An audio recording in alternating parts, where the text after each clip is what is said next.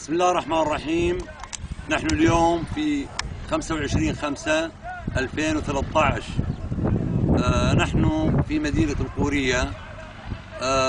طبعا ضاع الشعب السوري بين جنيف 1 وجنيف 2 ومؤتمر أصدقاء سوريا، وسوف يكون هناك جنيف 3 وجنيف 4 وجنيف 5، وعداد الموت يزداد ولا أحد يكترث. هؤلاء الأبطال انتقلوا إلى رحمة الله في 24/5/2013 عندما كانوا يرابطون في دير الزور وهم تابعون لجيش القعقاع.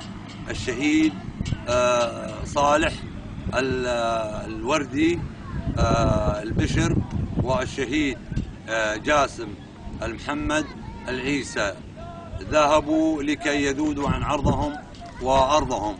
لكن نريد أن نثبت للعالم بأن أبناء القورية لم تتلوث أيديهم بقطرة نفط ولا بأي قطعة آثار، ونحن ضد ما يحدث في هذه المحافظة من سرقات للنفط ولآثار بلاد ما بين النهرين، حضارة ماري وحضارة عشتار. ونحن براء من كل من يحاول العبث بثروتنا الوطنية، وثروة النفط هي ثروة وطنية لجميع السوريين.